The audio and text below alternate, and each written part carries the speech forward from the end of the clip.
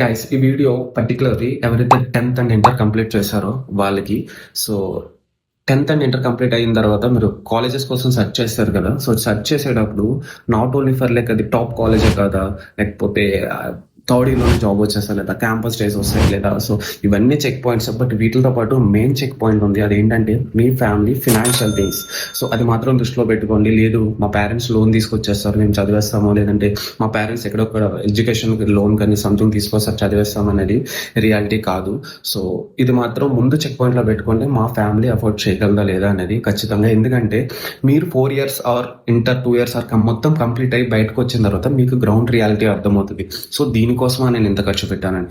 So same thing ఎందుకు చెప్తానంటే, మొత్తం మీరు 2 years ఇంటర్ కానీ 4 years బీటెక్ కానీ చదివిన తర్వాత కూడా ల్యాక్స్ పెట్టి దెన్ సేమ్ కంటెంట్ మీరు మళ్ళీ కోచింగ్ సెంటర్స్లో వచ్చి జాయిన్ అవుతున్నారు.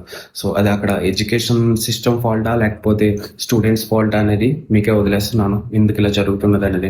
సో ఇక్కడ డబ్బులు ఖర్చు పెట్టద్దు, అసలు ఏం చేయొద్దని నేను చెప్పట్లేదు. బట్ మీ ఫ్యామిలీని మైండ్లో పెట్టుకొని దానికి రిలేటెడ్ ఉన్న కాలేజెస్ కానీ సో థింక్ చేయండి. ఓకే, కొంచెం స్మార్ట్గా థింక్ చేయండి, స్మార్ట్గా చదవడానికి ట్రై చేయండి.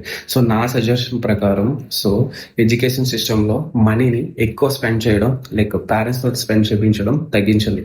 సో మీకు ఇదంతా గ్రౌండ్ రియాలిటీ వన్స్ అదంతా కంప్లీట్ అయిన తర్వాత డెఫినెట్గా మీరు అర్థం చేసుకుంటారు. Thank you.